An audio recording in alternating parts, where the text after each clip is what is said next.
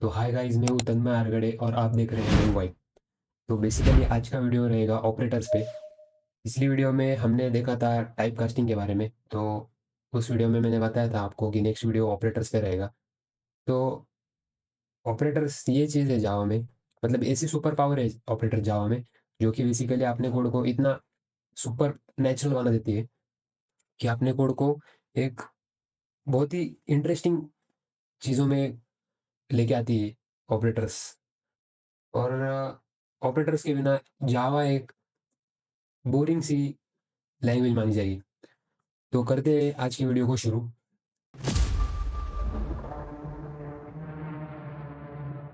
तो ऑपरेटर क्या है? तो basically operators are special symbols in Java that perform specific operations on variables and values. They make your code powerful and expressive. तो operators एक special symbols है जावा में जो कि perform specific type of operations, जैसे कि एडिशन हो गया, सब्ट्रैक्शन हो गया, मल्टीप्लिकेशन हो गया और बहुत कुछ।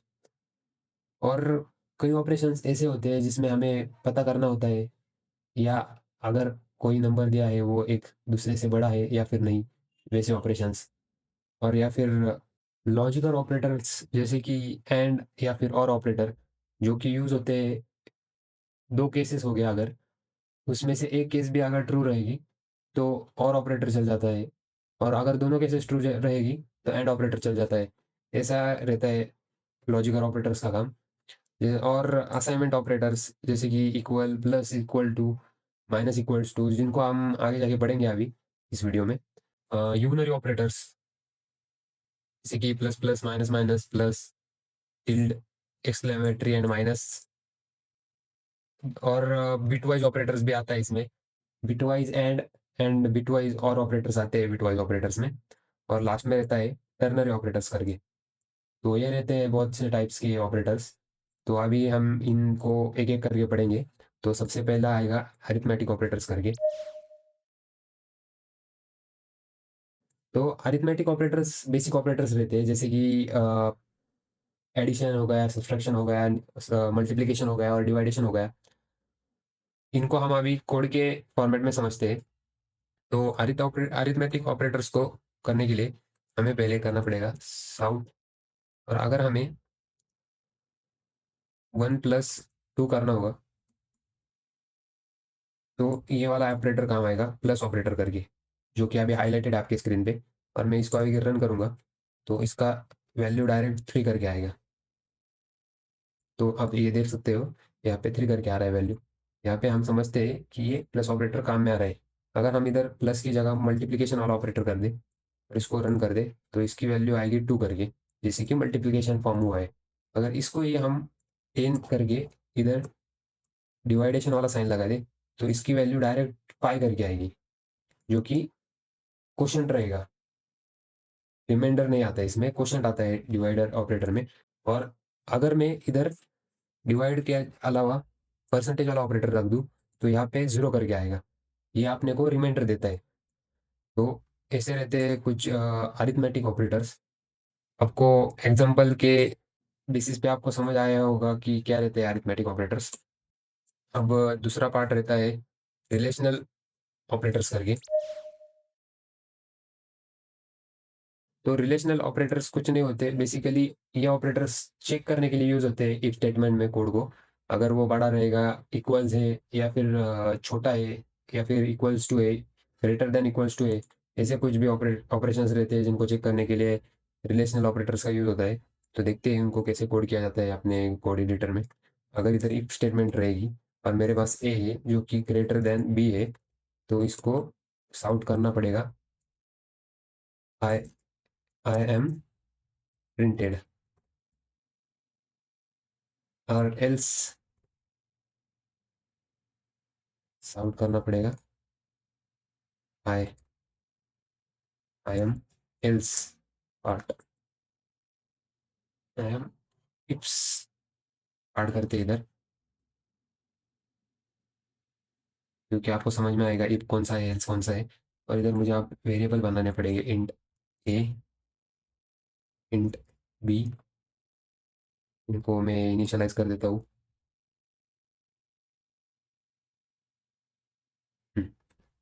अगर ए ग्रेटर देन बी रहेगा, इधर हमने रिलेशनल ऑपरेटर का यूज किया है, तो ये सीधा प्रिंट करेगा हाय आई एम इफ स्पार्ट।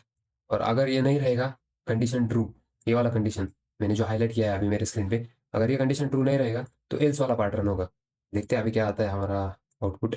तो यहाँ पे सीधा करके आएगा हाई एम इफ स्पार्ट करके। तो अब समझ गए होंगे रिलेशनल डाटा, रिलेशनल ऑपरेटर्स क्या रहते हैं। इसमें हम सभी को चेक करते हैं एक बार।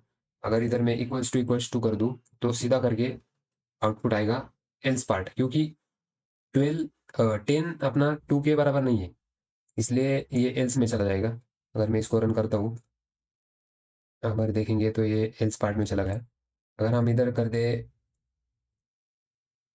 सीधा कर दे हम इधर नॉट इक्वल्स टू बी, तो ये ट्रू है, इसलिए इफ्स पार्ट रन होगा।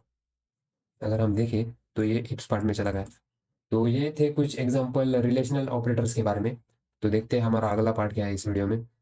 तो इसमें हम अभी देखेंगे लॉजिकल ऑपरेटर्स के बारे में। तो लॉजिकल ऑपरेटर्स भी हम इफ स्टेटमेंट की मदद से सीख सकते हैं। आप इफ स्टेटमेंट को अभी के लिए स्किप कर दीजिएगा, क्योंकि अभी तक आपको इफ स्टेटमेंट को पढ़ाया नहीं गया है।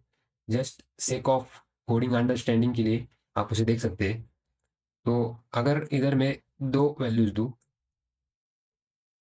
And a equals to b, तो ये वाले कंडीशंस हमें बताती है कि हम दो कंडीशन चेक करने जा रहे हैं। अगर इनमें से एक भी कंडीशन ट्रू नहीं रहेगी, तो सीधा एल्स पार्ट में चला जाएगा अपना कोड। मतलब अगर ये कंडीशन ट्रू होगी और ये कंडीशन फॉल्स रहेगी, जो कि अभी है बेसिकली, ये वाली कंडीशन ट्रू है क्योंकि ए नॉट इक्वल टू बी ही है, और ए इक्वल्स टू बी ये फॉल्स है, तो ये सीधा एल्स में चला जाएगा। देखते हैं हमारा कोड का आउटपुट। तो देखो हाई आई एम एल्स पार्ट। तो आपने यहाँ पे पढ़ लिया कि क्या रहते हैं assignment operators, logical operators, sorry माफ कीजिएगा, लॉजिकल ऑपरेटर्स के बारे में आप समझ चुके होंगे। इधर हम उसका दूसरा एग्जांपल सॉल्व करते हैं और ऑपरेटर्स का। हम्म, हम्म, तो इसमें हम देख सकते हैं हमने इधर अभी और ऑपरेटर यूज किया है। अगर इसमें से एक भी वैल्यू ट्रू रहेगी, तो सीधा ये इफ स्टेटमेंट प्रिंट करेगा। तो देखते हैं हमारा आउटपुट क्या आता है। अभी हमारा आउटपुट अभी इफ स्टेटमेंट आएगा। तो ये इफ्स पार्ट है। तो ये रहे हमारे लॉजिकल ऑपरेटर्स जावा में। तो हमारा नेक्स्ट पार्ट है असाइनमेंट ऑपरेटर्स। तो देखते हैं क्या रहते हैं असाइनमेंट ऑपरेटर्स। तो असाइनमेंट ऑपरेटर्स के लिए हमें इंट ए और इंट बी बनाना पड़ेगा, जो कि बनाया हुआ है अभी। तो अगर हम ए को प्लस इक्वल्स टू 5 कर दे, और अगर हम ए को प्रिंट कर दे, तो आपको क्या लगता है क्या आउटपुट आएगा? आपका आउटपुट आप कमेंट सेक्शन में कमेंट कर दीजिएगा। तो इसमें कुछ नहीं होता बेसिकली, ए की वैल्यू 10 है, इसको प्लस कर दिया जाता है राइट हैंड वाले वैल्यू से, जो कि है 5। मतलब ए की अगर वैल्यू 10 रहेगी, तो उसमें प्लस 5 करके नई वैल्यू ए को दी जाएगी, जो कि रहेगी 15। तो बेसिकली इसका आउटपुट आएगा 15। तो देखते हैं हमारा कोड क्या आउटपुट देता है हमें। देख सकते हैं आप यहाँ पे 15 आउटपुट आ रहा है। वैसे ही सेम तरह से अगर इधर मैं प्लस की जगह माइनस कर दूं और इसको रन कर दूं, तो आप देख सकते हो ये माइनस हो जाएगा 5 10 में से। तो ये रहेगा 5। तो इसका आउटपुट रहेगा अभी इधर 5। और सेम उसी तरह इधर हम मल्टीप्लिकेशन भी कर दे, तो बेसिकली इसका आउटपुट आएगा 50 करके। तो देखते हैं हमारा आउटपुट अभी। तो ये रहा 50 आउटपुट। तो ये रहा असाइनमेंट ऑपरेटर्स के बारे में। नेक्स्ट पार्ट है यूनरी ऑपरेटर्स के बारे में। तो बेसिकली ये वाले ऑपरेटर्स हमारे फॉर लूप में इटरेशन के लिए ज़्यादातर यूज होते हैं। जैसे कि मैं आपको अभी एक एग्जांपल देता हूँ। अगर अगर मेरे पास है फॉर लूप, इसमें मैंने इसको इनिशियलाइज किया आई से, और आई है लेस देन इक्वल टू 5, और मैं आई को प्लस प्लस करूंगा और सिस्टम डॉट आउट करके साउट करके आई को प्रिंट करता हूँ। तो हमारे कोड में कुछ तो मिसिंग हो रहा है। Wait a minute. तो इधर आई को जीरो देना भूल गया था मैं। तो अगर int I is equal to zero रहेगा और I less than is equal to five तक चाहिए हमें, और हमको आई को प्लस प्लस करते जाना है, मतलब हमारा आई जीरो रहेगा, पहले जीरो का वन हो जाएगा, वन का टू हो जाएगा, टू का थ्री हो जाएगा, और थ्री का फोर, और फोर का फाइव, उधर तक जाएगा। और हमारा फॉर लूप यहाँ पे खत्म हो जाएगा और हमारे को इनपुट मिलेगा zero one two three four five करके। देखते हैं हमारा आउटपुट क्या आ जाएगा अभी। तो ये देख सकते हैं आप, इधर में अपना आउटपुट आ रहा है zero one two three four five करके। तो ये रहता है यूनरी ऑपरेटर्स। यूनरी ऑपरेटर्स के बाद में हम देखेंगे बिटवाइज ऑपरेटर्स के बारे में। तो बेसिकली बिटवाइज ऑपरेटर्स ये ऑपरेटर्स होते हैं जो कि अपने लॉजिकल एंड गेट्स या फिर नैंड गेट्स और कुछ भी गेट्स रहते हैं जो कि आपने ट्वेल्थ में पढ़े होंगे आपने स्कूल्स में, उनके बेसिस पे हमें जवाब देते हैं। जैसे कि ट्रुथ टेबल, अगर वन और वन रहेगा तो वन आएगा, टू और वन और जीरो रहेगा तो वन आएगा, इस टाइप पे। तो ये कुछ भी बेसिक अबाउट बिटवाइज ऑपरेटर्स। जैसे कि हम एग्जांपल यहाँ देख सकते हैं, अगर फाइव एंड थ्री रहेगा तो इनपुट वन आएगा। हम यहाँ पे कोड करके देखते हैं अभी इसको कैसा करेंगे। If int a equals to five and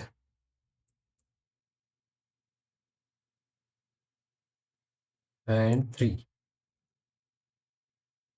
और साउट करेंगे ए को, तो यहाँ पे वन आउटपुट आएगा। आप देख सकते हैं यहाँ पे वन आउटपुट आ रहा है। और वही अगर हम इधर टू कर दे तो जीरो आउटपुट आएगा, देख सकते हैं। तो ऐसे करते हैं बिटवाइज एंड और ऑपरेटर। अभी बात करते हैं टर्नरी ऑपरेटर के बारे में। तो टर्नरी ऑपरेटर बेसिकली एक लाइन में कोड लिखा जाता है किसी भी इफ स्टेटमेंट का। जैसे कि हम अगर लिखते थे इफ और एल्स में, जैसे कि अगर इफ ये कंडीशन फॉलो होगी तो एल्स वाला पार्ट प्रिंट होगा, या फिर इफ ये स्टेटमेंट फॉलो होगी तो इफ वाला पार्ट रन होगा, और अगर ये नहीं फॉलो होती तो एल्स वाला पार्ट रन होगा। वैसे ही टर्नरी ऑपरेटर रहते हैं जो कि वन लाइन में लिखे जाते हैं, पर काम तो इफ और एल्स वाले ही करते हैं। तो आपको इसका मैं एक एग्जांपल देके बताता हूँ। यहाँ पे बेस्ट एग्जांपल दिया है, int mean is equal to a slash a less than b रहेगा तो ए प्रिंट करेगा या फिर बी प्रिंट करेगा। तो हम इसको एग्जांपल के रूप में देखते हैं अभी। तो बेसिकली अगर हमारे पास रहेगी कुछ भी वैल्यू बुलियन, मैं इसको नाम देता हूँ इन रिक्वायर्ड वन ऐसा करके, और अगर मैं इधर लिख दूँ 12 अगर लेस देन 20 रहेगा, क्वेश्चन मार्क करके, ट्रू और फॉल्स। और अगर मैं इधर साउंड कर दूँ ब्रेक को, तो यहाँ पे ट्रू करके आएगा, क्योंकि 12 बेसिकली 20 से स्मॉलर का है, तो इसलिए यहाँ पे ट्रू आया है। और अगर यहाँ पे 22 कर दूँ तो यहाँ पे फॉल्स करके आएगा, क्योंकि 22 स्मॉलर नहीं है। तो ये ऐसा करता है वर्क अपना टर्नरी ऑपरेटर। तो ये था हमारा आज का वीडियो, बेसिकली ऑपरेटर्स के बारे में। तो अगर आपको आज का वीडियो पसंद आया हो तो वीडियो को लाइक कीजिएगा और सब्सक्राइब कीजिएगा। और मिलते रहेंगे इसी तरह कुछ और ऑसम वीडियोस के साथ। और आज के लिए इतना ही। बाय।